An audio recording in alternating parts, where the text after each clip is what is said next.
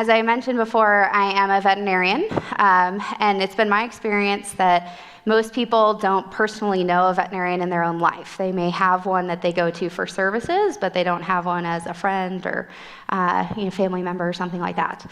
And as such, I found that very few people can relate to what I do for a profession and really understand me as a person. So to get us all on the same page, I wanted to start by just going through some facts about the veterinary profession. It took me 10 years to become a veterinarian. That includes 4 years of undergraduate work, 2 years of post-bac studies, while I also worked as a veterinary assistant to gain clinical hours. I then enrolled in WSU College of Veterinary Medicine, go Cougs, and there did 3 years of lecture and lab work, and then a rotating year in clinics where you get to practice with animals under supervision. $286,000 is approximately the amount of student loan debt I took just for WSU alone. I affectionately call this my brain mortgage. It equates to $1,100 a month for the next 30 years of my life, and I will make my last payment when I am 62. 60% of veterinarians are now female. We broke the 50-50 mark when I was a sophomore, and so I'm really excited to be able to be a female representative of veterinarians today. We have a problem within our industry where more veterinarians are leaving the field than coming in every year. It's about 5% attrition rate right now. Some of that has to do with the fact that baby boomers are leaving, but it also has to do with a lot of compassion fatigue and burnout that's happening amongst my colleagues, and the fact that they're choosing to leave because they just can't do it anymore. This next statistic is hard to transition to in any type of gentle way. Of the veterinarians who have died since 2010, 10% have committed suicide. Of the veterinarians who commit suicide, 75% are your small animal veterinarians that work with dogs and cats. 3 is the number of my friends who are veterinarians who have taken their own lives since I graduated in 2016. All of them were in their first 5 years of practice. And then there's me. As a female small animal veterinarian with a high debt load, I represent one of the highest groups for suicide rate in our country. My profession is ranked number 2, just behind police officers, but I am 3.5 times more likely to take my life than anyone else in this auditorium today. Now, I'm sure that was really shocking for most of you to hear, and not what you expect when you come to hear a veterinarian talk. The vast majority of people I introduce myself to picture me doing something like this. And they're not wrong. There are definitely great moments in veterinary medicine, and I love what I do. But usually I am snuggling a dog like this because I just dealt with a case like this. So I'd like to take you through a typical day at my veterinary practice right now.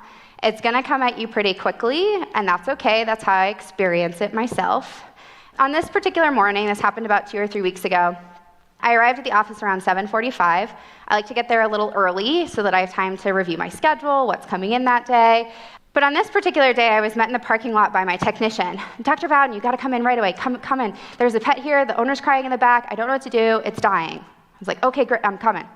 Ran into the back, assessed the pet, turned to the client, and turned and gave her my poor prognosis that the pet really wasn't doing well.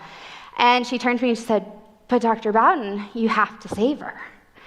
And so I turned to my team and I said, guys, we need to place a catheter. I need to start fluid boluses. I need monitoring on this pet. We need blood work. We need x-rays, stat. Let's get going. And they're all rushing around trying to do all this stuff. Everybody's dropped what they're doing. They're focused on this pet. And while we're initiating treatment, the pet's heart stops. And so we start CPR, but she dies. And the client's bawling in the back with us. And so I turn to offer her a hug, and I'm consoling her. But I'm distracted because up over her shoulder is my other technician, Sarah, and she's popping her head around the corner, obviously trying to get my attention. And so as gracefully as I can, I transition from my hug and embrace of this client to go figure out what's going on with Sarah. So I walk over, and Sarah's like, oh, Dr. Bowden, I don't know that you know this, but it is 8:20, and your first appointment was supposed to be 8 a.m., and she's been waiting, and she's livid. She's going to be late to work. She said that if you're going to be disrespectful of her time, she's going to leave. She's going to put it all over Facebook. I said, okay, don't worry. I'll go in right now. What is she here for? She has a new puppy. They need vaccines. Great. So I walk up to the door, and I take a deep breath to compose myself. I put on my best award-winning smile. I open that door and I say, I am so sorry, Mrs. Smith. You have my complete attention. Oh my gosh, who's this cute little puppy you brought in? Where'd he come from? Congratulations on your new family member. And our day progresses from there. In the next room, I had a dog that has chronic allergies. The client was upset because she spends so much money at our practice every year, so I printed off all of her invoices to show to her for the 5th time that year that if she paid for the allergy medication, it'd be a lot less expensive than seeing me all the time. In the next room, we had a dog that had a bum leg. Turns out he blew out his knee, he needed orthopedic surgery, put that on the schedule for next week. Then I had a couple of wellness appointments, thank goodness, because I was still running behind, and those go a little bit quicker because they just need vaccines. And then after that, I was pulled aside by another technician, and she said, Dr. Bowden, we have a couple of drop-offs here. For those of you who don't know, when a veterinarian's schedule is completely booked, there's no more availability, but your pet is sick, we offer a drop-off appointment, which basically means the small shreds of time I have in between appointments, I'm going to see your pet and make sure that they get the care that they need. So I pop into the back to assess these animals that weren't on the schedule. One had gotten into the trash. It was vomiting diarrhea all over the house, big mess. Weren't sure if it had a foreign body or maybe it just, had dietary indiscretion. We had a pet with diabetes that we were worried was really ill and might be in a life-threatening condition called diabetic ketoacidosis. And then there was a cat that had been attacked by a dog and it had wounds that needed repair. So I triage all these pets, I give the treatment plans to my technician, I tell her, call the clients, get it approved, I'll be back and talk with you later. So head into my next appointment. So one of my favorite clients, she's a little old lady, lives down at the retirement facility at the end of the road, and she comes in mostly because she just wants someone to talk to. She doesn't have any family in the area anymore, her husband passed away a couple years ago, and her decrepit, old, ancient, cute cat is her last remaining connection to her husband.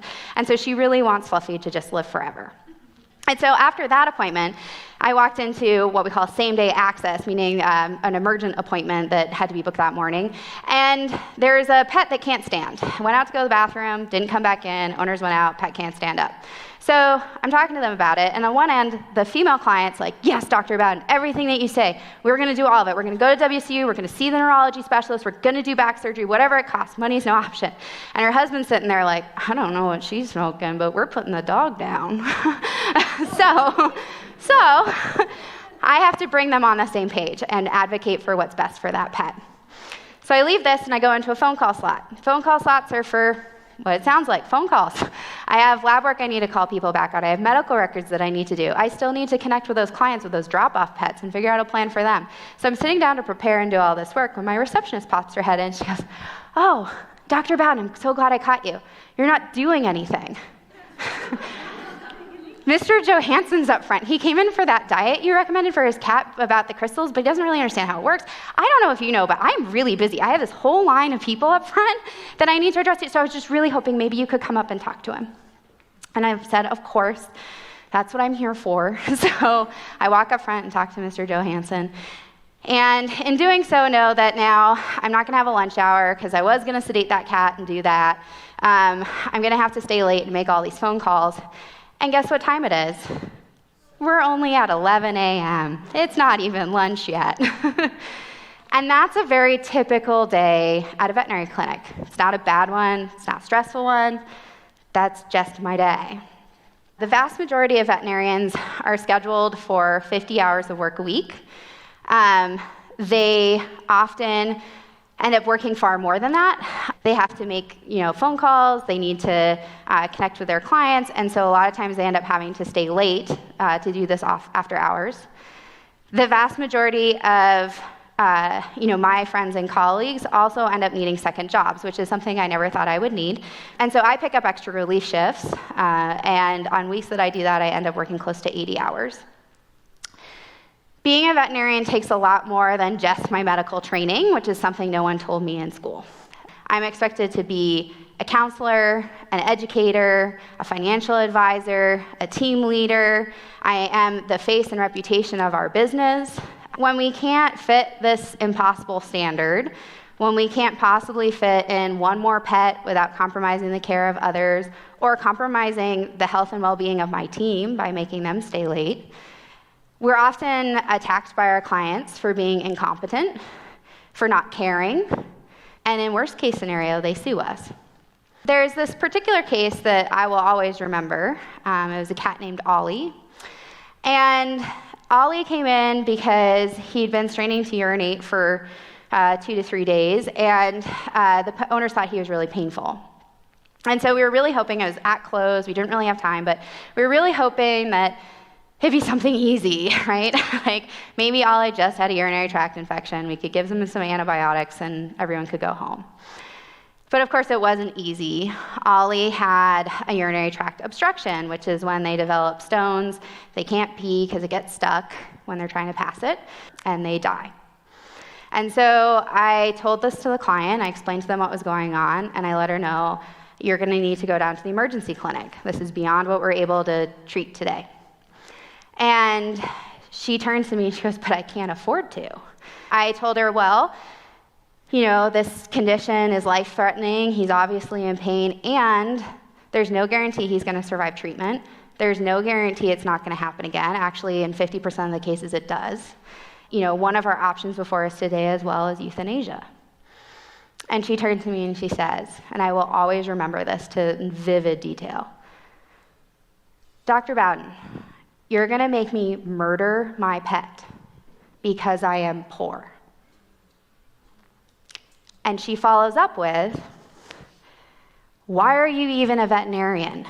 You clearly don't care about animals. And I should have said something rational like, no, I'm offering euthanasia because your pet is in pain and suffering and will die.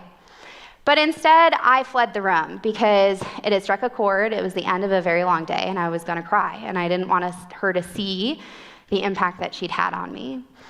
And I went into the back, and I turned to my team, and I said, look, these people really don't deserve our compassion, but Ollie needs our care.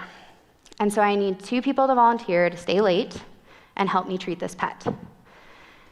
There is nothing more soul-crushing in life than having the skills and ability to help something helpless, and you can't do it because someone can't afford treatment. And in Ollie's case, we were able to save his life.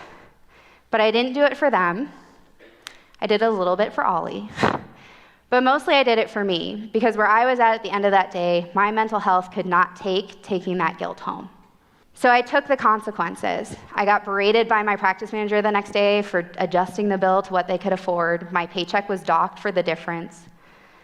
But I had saved the life. And I understand and empathize with my colleagues how, on the end of a really bad day, a bad shift, they get to a really dark place. And they sit at home and they think about how, cuffed by their student debt, there's no escape except to repeat this pattern of burnout and compassion fatigue over and over and over again for 30 years. And in my profession, if a soul is suffering and there is no treatment option, there's no other way out, it's not only acceptable, but compassionate to euthanize. And we end up with headlines like one I read a couple years ago. I believe that veterinary medicine can be different. Our profession is working really hard to take responsibility for the part that is our own in this problem. But profession-wide change is really hard, and it's slow, and it's unlikely to help someone like me suffering today. And that is why I took this stage. Because I believe the people that have the most impact on my friends are all of you. There are 2 groups available to us. One's called Not One More Vet, the other one's called the Veterinary Confessional Project, where veterinarians can reach out and vent or talk about their issues with compassion fatigue, burnout, and suicidal thoughts. And the postings that I read over and over and over and over again are those about how every perceived failure, every time we have to euthanize a pet because we're unable to help, every time we have a negative client interaction or there's a bad review about us online, it slowly chips away at our humanity and our love for this profession. But the posts that really scare me are the ones where it alludes to the fact that a really negative client interaction, maybe like the one I had with Ollie's parents, tipped the scale, and it made that day their last day. And you'll see hundreds of veterinarians post below that, call me, here's my private cell phone number, reach out, you're not alone. But they never respond, and you just don't know. And I bet you that that client has zero idea the impact that their words made that night. I believe that change is going to take open conversations like this one, where we truly understand how we impact each other. I think it's going to take being more compassionate and empathetic as humans in general, and really listening to each other and meeting each other where we are. But it's also going to take the general public understanding what it looks like to be a responsible pet owner. Because I guarantee you, no veterinarian ever wants to be in the situation I was with Ollie. And if we could stop that from happening, I'd be elated. So every single client I see that comes in with a new puppy or kitten, I recommend they get pet insurance or they start a savings account for their animal. Because that little puppy or kitten, the one thing I can guarantee is that it'll grow up, it will get older, it will get sick, and it will die. And difficult decisions and discussions will have to be had around not only what is medically possible for that animal, but what you can financially afford, and what your lifestyle actually allows you to do in terms of management of chronic disease in your pet. I also believe that people should not give pets as gifts, even to your own children. Because pets not only are a financial commitment, but one of time. Pets need love, they need socialization, they need training, they need exercise and mental stimulation on a daily basis. And I see far too many people coming in and asking for sedation or tranquilizers or anti-anxiety medications because their 2-year-old lab is bouncing off the walls and they just can't handle it at home, when really he needs a training class and he needs more exercise.